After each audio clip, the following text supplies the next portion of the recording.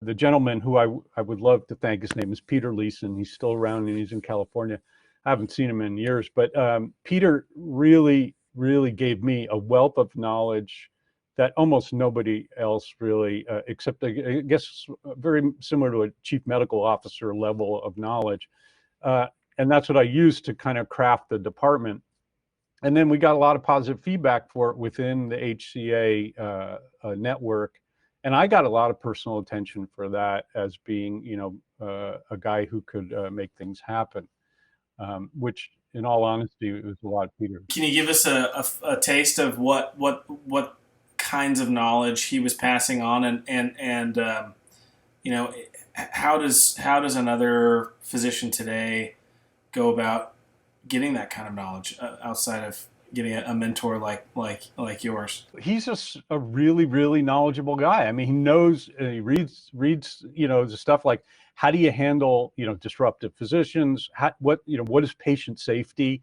How do you craft that? I mean, there's all these things that have become big focuses of attention since the publication of the national study on patient safety.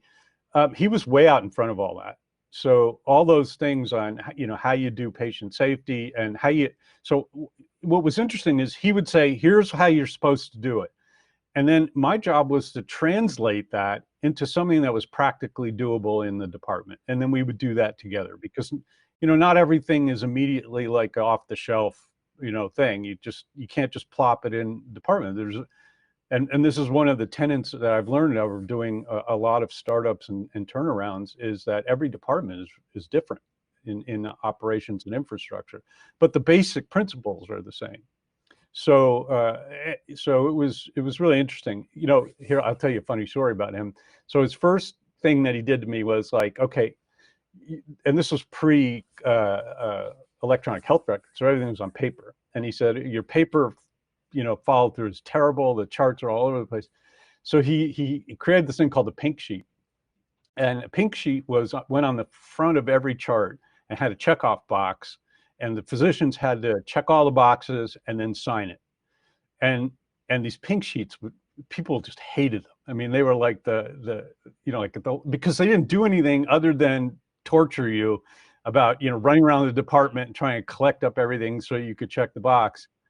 And so one day I went to his office and I go, hey, the doctors are killing me with these pink sheets. What are you doing with them?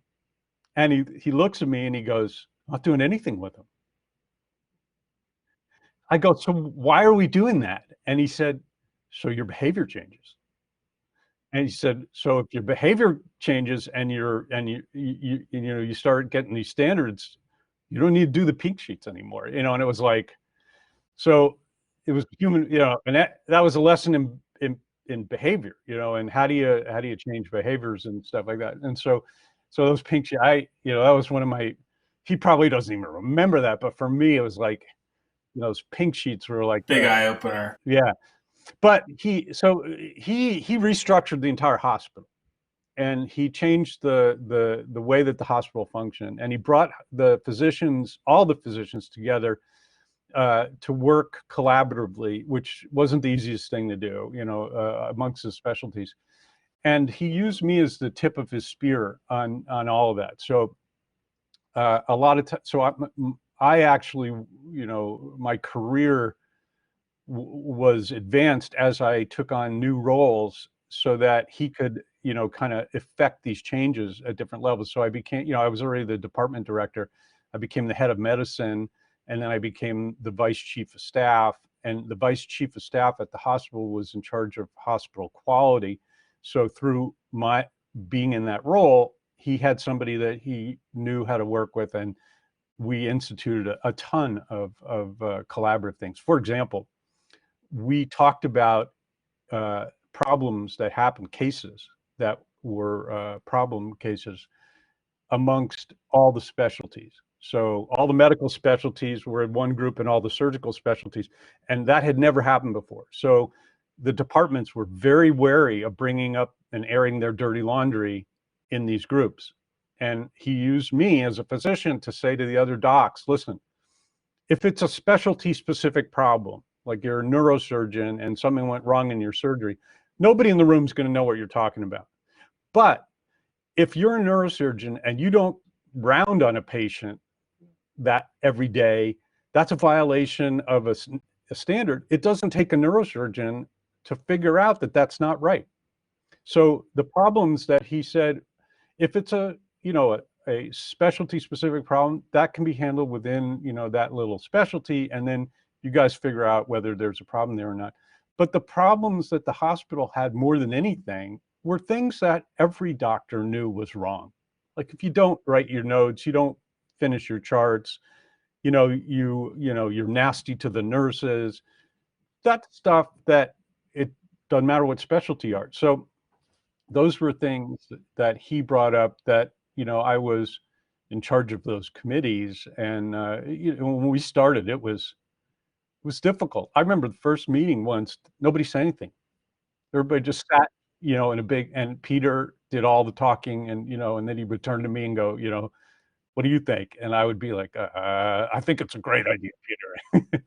And the other guys knew me, and they respected me as a doctor, and also, I'd been in the hospital for a long time. And so over time, it evolved, and it became very effective. Now, subsequently, that kind of structure doesn't exist in a lot of hospitals. It did in that hospital, but it was something that the Joint Commission loved. When the Joint Commission came to our hospital after Peter had been there for a while, they would walk around and go, "Oh, Peter did this. This is great." They knew him.